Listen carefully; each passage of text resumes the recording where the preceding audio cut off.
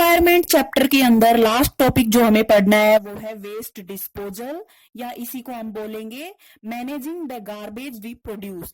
हम अपनी daily activities के थ्रू डिफरेंट टाइप का गार्बेज प्रोड्यूस करते हैं। उस गार्बेज को किस तरीके से डिस्पोज ऑफ किया जाए कि नेचर जो है वो कम से कम अफेक्ट हो या नेचर जो है वो अफेक्ट ना हो। तो इस टॉपिक में हम यही पढ़ेंगे कि वेस्ट का डिस्पोजल कैसे करना है, गार्बेज का डिस्पोजल कैसे करना है।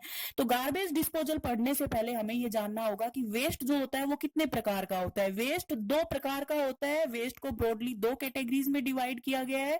एक है biodegradable waste and another is non biodegradable waste. Biodegradable waste का मतलब होता है ऐसा waste which can be degraded और which can be broken down by simple micro organisms into inorganic substances. Nature के अंदर जो सिंपल माइक्रो ऑर्गेनिजम्स जैसे कि बैक्टीरिया और फंजाई, जिनको हम डीकंपोजर्स बोलते हैं, अगर डीकंपोजर्स किसी वेस्ट को सिंपल इनऑर्गेनिक सब्सटेंस में ब्रेक डाउन कर सकते हैं तो ऐसे वेस्ट को बोलेंगे हम biodegradable waste. Non biodegradable waste का मतलब होता है ऐसा वेस्ट जिसको डीकंपोजर्स जो है वो सिंपल इनऑर्गेनिक सब्सटेंसेस में ब्रेक नहीं कर सकते।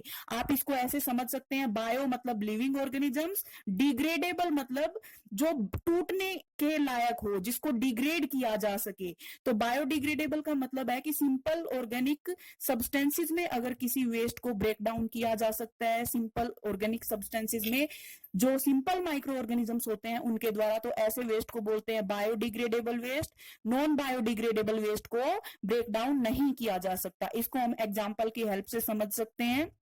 कौन कौन से ऐसे वेस्ट सब्सटेंसेस हैं जो सिंपल इनऑर्गेनिक सब्सटेंसेस में ब्रेक डाउन किए जा सकते हैं बैक्टीरिया और फंजाई के द्वारा।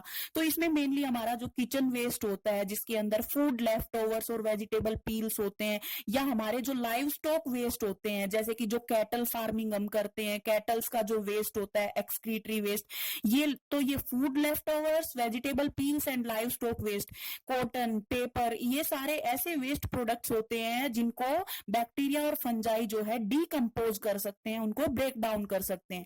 दूसरी तरफ हमने बात की नॉन बायोडिग्रेडेबल वेस्ट के बारे में, तो इसके अंदर मेनली प्लास्टिक, पॉलीथीन और कुछ हार्मफुल केमिकल सब्सटेंसेस आते हैं जिनको ये माइक्रो ऑर्गेनिजम्स ब्रेक डाउन नहीं कर सकते। यहाँ पे एक क्वेश्चन ये बनता है कि ऐसा क्यों है कि नॉन बायोडिग्रेडेबल वेस्ट को माइक्रो ऑर्गेनिजम्स ब्रेक डाउन नहीं कर सकते।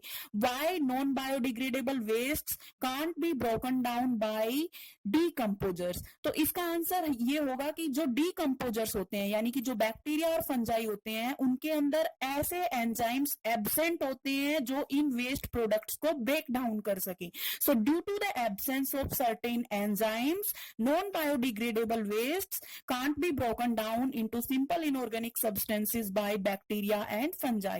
तो यहाँ पे हमने डिस्कस किया दो तरह के वेस्ट मटेरियल्स के बारे में, बायोडिग्रेडेबल और नॉन बायोडिग्रेडेबल वेस्ट के बारे में। अब देखिए बायोडिग्रेडेबल वेस्ट नेचर को किस तरीके से अफेक्ट करता है। क्या करता है बायोडिग्रेडेबल वेस्ट नेचर में? तो बायोडिग्रेडेबल वेस्ट जब भी एक्यूमुलेट होता है तो वो फॉल स्मेल, एक गंदी स्मेल, स्टिंकी स्मेल प्रोड्यूस करता है। दूसरी चीज, जो बायोडिग्रेडेबल वेस्ट के अगर हीप्स बन जाएं, अगर उनके ढेर बन जाएं, तो उनके ऊपर डिफरेंट टाइप के मॉस्किटोज और डिजीज कॉजिंग जो पैथोजेंस होते हैं वो उनके ऊपर फॉर्म होने स्टार्ट हो जाते हैं। दूसरी तरफ नॉन बायोडिग्रेडेबल कैसे नेचर के लिए हार्मफुल है, तो नॉन बायोडिग्रेडेबल वेस्ट का हमें पता है कि ये ब्रेक डाउन नहीं हो सकता, तो ये क्या होगा, एक्यूमुलेट होता रहेगा नेचर के अंदर, और ये हमारी लिविंग ऑर्गेनिजम्स की बॉडी के अंदर भी एक्यूमुलेट होता रहता है। और इस प्रोसेस को बोलते हैं बायोमैग्निफिकेशन, जो कि हमने अपने प्रीवियस टॉपिक में पढ़ा था। तो नॉन बायोडिग्रेडेबल वेस्ट जो होता है वो बायोमैग्निफिकेशन कॉज करता है और डिफरेंट लिविंग ऑर्गेनिजम्स की हेल्थ के लिए हार्मफुल होता है। इसके बाद हमें डिस्कस करना है इस टॉपिक में वेस्ट डिस्पोजल कैसे किया जाए, वेस्ट मैनेजमेंट कैसे किया जाए, यानी ये जो डिफरेंट टाइप के वेस्ट प्रोडक्ट्स हैं इनको हम कैसे डिस्पोज ऑफ करें। तो यहाँ पे मैंने कुछ तरीके लिखे हैं जिनकी हेल्प से हम वेस्ट को डिस्पोज कर सकते हैं। सबसे पहला है फॉर्मेशन ऑफ बायोगैस। तो जो बायो बायोडिग्रेडेबल वेस्ट होता है उसकी हेल्प से हम बायोगैस प्रोड्यूस कर सकते हैं। उस वेस्ट को हम एक गड्ढे में अगर इकट्ठा करके कुछ दिन के लिए छोड़ देते हैं तो वहां पे बायोगैस फॉर्म होनी स्टार्ट हो जाती है और बायोगैस को फ्यूल की तरह यूज किया जा सकता है। दूसरा है लैंड फिलिंग। जितना भी जो ये वेस्ट होता है इनको हम सिटी से बाहर जो अनइवन एरियाज होते हैं, जो गड्ढे होते हैं, वहां पे हम उनको फिल कर सकते हैं। लैंड फिलिंग इस तरीके से की जाती है। दूसरा है, इसके बाद नेक्स्ट है कंपोस्टिंग। तो जो बायोडिग्रेडेबल वेस्ट होता है मेनली उसको हम अपने फार्म के अंदर, अपने जो फील्ड्स होते हैं, क्रॉप फील्ड्स, उनके अंदर उनको हम कुछ टाइम के लिए अगर ऐसे ही छोड़ देते हैं तो वहां पे वो कंपोस्टिंग उनकी होनी स्टार्ट हो जाती है, जिससे वो मैन्योर्स की तरह एक्ट करना शुरू कर देते हैं। उसके बाद है रिसाइकलिंग। कुछ वेस्ट प्रोडक्ट्स ऐसे होते हैं जिनको रिसाइकिल किया जा सकता है और फिर रिसाइकिल करने के बाद उनको रीयूज किया जा सकता है। इसके अंदर मेनली पेपर और क्लोथ आते हैं। लास्ट जो तरीका है वेस्ट डिस्पोजल का वो है इंसिनरेशन।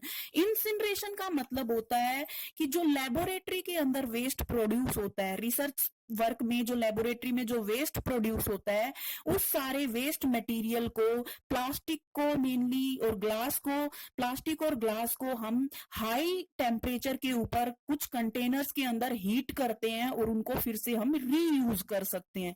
तो ये कुछ तरीके मैंने लिखे हैं, formation of biogas, land filling and composting. ये 3 तरीके हैं बायोडिग्रेडेबल वेस्ट के डिस्पोजल के। और रिसाइकलिंग और इंसिनरेशन मेनली ये 2 तरीके हैं जिससे हम नॉन बायोडिग्रेडेबल वेस्ट का उसको हम डिस्पोज ऑफ कर सकते हैं। तो this was all about this chapter और एनवायरमेंट।